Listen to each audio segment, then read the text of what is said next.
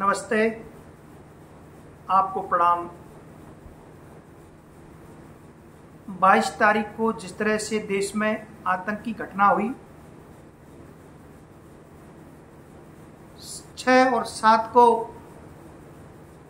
भारतीय सेना ने ऑपरेशन सिंदूर चलाया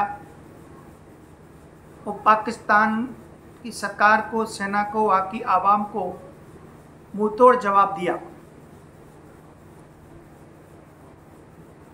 ऑपरेशन सिंदूर को वहाँ की सेना ने माना, सरकार ने माना, वहाँ की जनता ने माना और अंतर्राष्ट्रीय स्तर पर चाहे अमेरिका हो, रूस हो या ब्रिटेन हो, सभी ने स्वीकार किया कि भारत की सेना ने ऑपरेशन सिंदूर को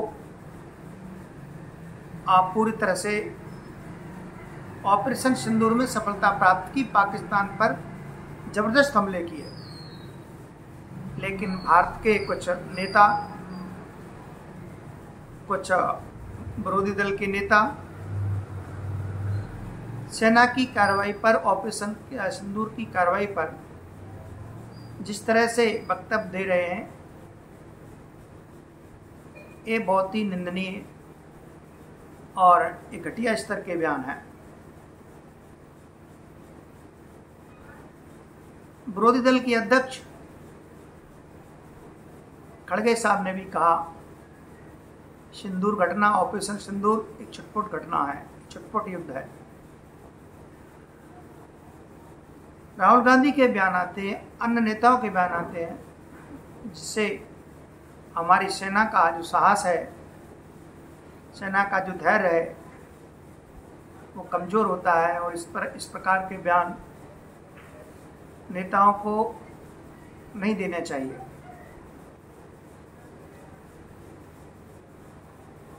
देश में जब नरसिंह राव सरकार की सरकार थी तो पाकिस्तान मानवाधिकार का मुद्दा उठा करके कि कश्मीर में मानवाधिकार का उल्लंघन हो रहा है, तो जिनेवा स्थित मानवाधिकार आयोग में इसको ले जाने की तैयारी कर रहा था कि कश्मीर में गंभीर घटना हो रही है और मानवाधिकारों का उल्लंघन हो रहा है।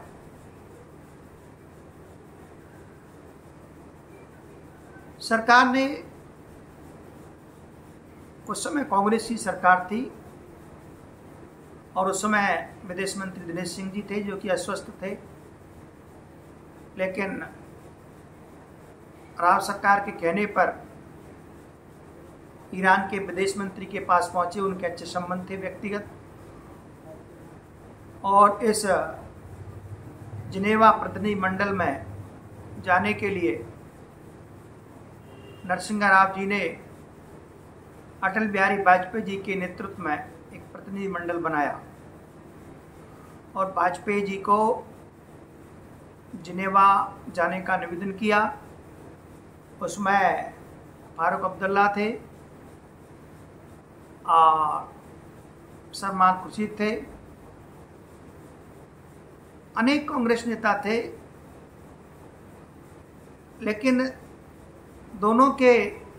तीनों के विचार अलग थे, राजनीतिक विचारधारा अलग थी।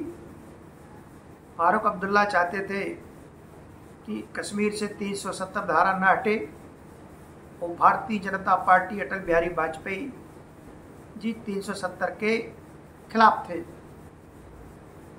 जब ये डेलीगेशन, प्रतिनिधिमंडल जब जिनेवा गया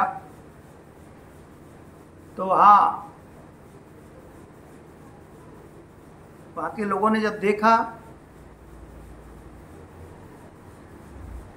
उस समय पाकिस्तान की प्रधानमंत्री बेनजीर भुट्टो थी। उन्होंने वाजपेयी जी से कहा, आप कैसे? वाजपेयी जी ने कहा, राष्ट्रीय मुद्दों पर, देश के मुद्दों पर हम सब एक हैं। हमारे राजनीतिक विचारधारा, मतभेद अलग हो सकते हैं, लेकिन देश और राष्ट्र के हित के लिए, देश की एकता, अखंडता के लिए हम सब एक हैं। पाकिस्तान ने ओआईसी संगठन के माध्यम से और जिनेवा स्थित मानवाधिकार आयोग में प्रस्ताव रखने का प्रयास किया, लेकिन भारत के नेताओं की सूझबूझ से अटल बिहारी जी ने ईरान के हिंदुजा बंधुओं को बुलाया और उनसे कहा। उन्होंने भी पूरा सहयोग किया और भारत के सभी नेताओं ने, फारूक अब्दुल्ला साहब ने, वाजपेयी साहब ने, सभी नेताओं ने अपनी कूटनीति के माध्यम से और जो पाकिस्तान जिनेवा स्थित मानवाधिकार आयोग में ले जाने वाला था, उसमें प्रस्ताव लाने वाला था, सरकार की और नेताओं की कूटनीति के कारण और वो जिनेवा स्थित मानवाधिकार आयोग में ले जा नहीं पाया, मानवाधिकार हनन का मामला ले जा नहीं पाया और उसको वहाँ से लौटना पड़ा। तो राष्ट्रीय मुद्दों पर जिस तरह से आज से 20-25 वर्ष पहले नेताओं की जो सोच थी, उनके जो विचार थे, आज उस सोच में, उस विचार में बड़ा बदलाव आ रहा है। देश के लिए, समाज के लिए, देश की राजनीति के लिए, लोकतंत्र के लिए बड़ा ये चिंता का विषय है और चिंतन का विषय है। सरकार ने जिस तरह से अंतर्राष्ट्रीय स्तर पर डेलीगेशन भेजे हैं अलग अलग देशों में सभी नेताओं के नेतृत्व में, सरकार ने जो पहल की है बहुत ही सराहनीय और सकारात्मक पहल है। और डेलीगेशन का, ऑपरेशन सिंदूर का, सेना की कार्रवाई का देश के नेताओं को पूरी तरह से समर्थन और सहयोग करना चाहिए। आज समय की नितांत आवश्यकता है कि राष्ट्रीय मुद्दों पर, राष्ट्रहित पर सभी नेता एकता के साथ काम करें। जय हिंद, जय भारत। आज के विषय में इतना ही, कल किसी दूसरे विषय को लेकर आऊँगा। तब तक के लिए आपको प्रणाम। जय हिंद।